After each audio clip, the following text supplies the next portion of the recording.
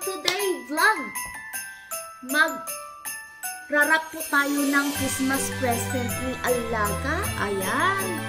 Before tayo mag-start mga kaibigan, mag-shoutout po sa lahat ng mga team Bakbakan at saka team Promote at saka sa mga bagong kaibigan natin nag-subscribe po sa aking channel. Mag-shoutout po sa inyong lahat at maligayang Pasko sa inyong lahat at manibagong taon. Ayan. So, for today, magbabox po ako. Hindi. For today, mga kaibigan, mag-gift wrap muna ako ng mga present ng ating Alaga and also Briton at saka iba pang present kung sino pa po mabigyan natin ng present. So, ito po mga kaibigan, I managed to find old BT boxes for telephone. Mayroon po tayong old boxes ng BT. I-recycle po natin and also sticky tape. And then, of course, mga kaibigan, mayroon po akong Continental Thornton's Chocolate. Ayan, bigyan ng pasalubong. Ito po, magagamit ko to. Bali, hindi ko na po ito i-gift wrap. Ayan. Pang regalo na to sa sarili, mga kaibigan. Kasi, habang naghihintay po kayo sa aking LS, ito po, ilagay po natin sa harap para alam nyo po na will be right back. Ito, mga letters po siya. Tapos, mayroon po akong nabiling regalo po dito para kay Briton. Kasi, wala po ako nakitang magandang gray na partner dito. So, maganda naman yung ito po, bumili po ako ng tracky pants. And I don't know kung anong tawag, jogging pants sa akin, di ba? Nike Air na kay Briton. Simple lang po siya. Kasi si Briton po, mga kakaibigan, mahiling mga ganitong kasuotan. Kasi yung last niya na mga binili ko po last year, na po, naluma na po, frailing na talaga guys. So, kailangan niya ng bago na. Kasi pinang araw-araw niya kasi suot. Tapos mayroon pang partner na Nike na t-shirt. Ayan, simple lang po siya. Extra large po yung size na kinuha ko. Kasi pag nalabhan kasi ito, na-shrunk din siya mga kaibigan. Ayan. Ayan po siya. Tapos ito po, bali ito for 35 pounds. Ayan, may price. Ayan, simple lang po, diba?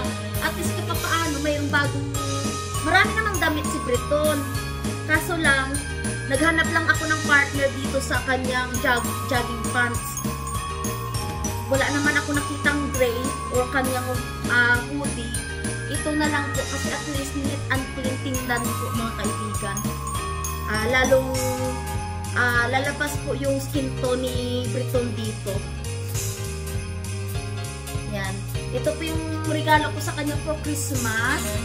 Tapos mga kaibigan, mayroon po akong nabiling present kay Alaga. Ito po, nabili ko po sa pawn shop. Maganda diba? Ang cute. Ayan. Ewan ko kung magkano yan. Ito po yung binili ko po kay Alaga. Ano siya? 2 for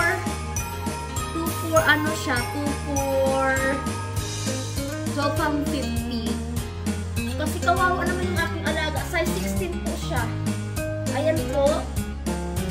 Kahit hindi siya pang Christmas yung kanyang design, at least may masuot po na pang araw-araw si Alaga or mayroon siyang palit-palit sa kanyang damit o night ba o night dress, pang damit pang tulog. Kasi madali din sa akin kasi siya magpalit-palit ba ng kanyang ng pag-ibaba. At least anuin mo na lang siya, gamitin mo na lang, tagpusan mo na lang. Ayun na, nakaupo na siya sa kanyang commode. Ito po guys. Simple lang po yung regalo ko kay Alaga. Ito lang po guys. So, ayan po. Muna tayo. Mag-DIY muna tayo guys. Kasi ilang araw na lang din po, Pasko na. So, kasya naman yan dito. Yan guys, maliit malang makasya naman yan dito. So, abangan niyo po mga kaibigan. Samahan niyo po ako sa mag-gift wrap. May gift wrap po tayo dito. Ano siya? Marble na silver.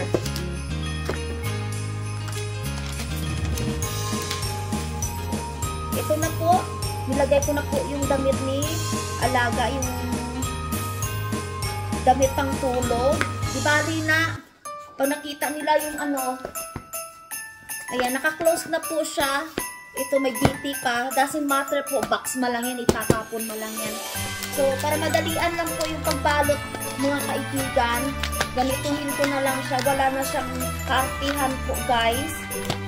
Kasi, time consuming. Ang oras natin ay, ano guys, maabutan tayo ng siyam-siyam dito. Ayan. So, gawin ko na lang po guys, kasi malaki to.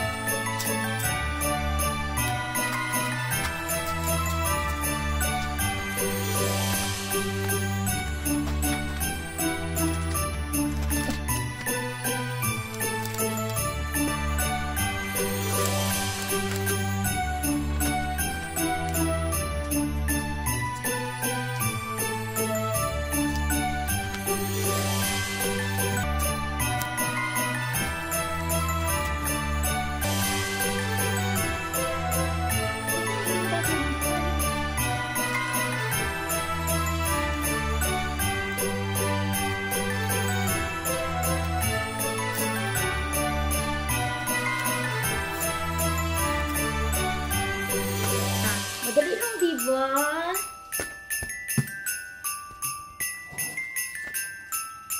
Ito na po yung ating Christmas present for alaga.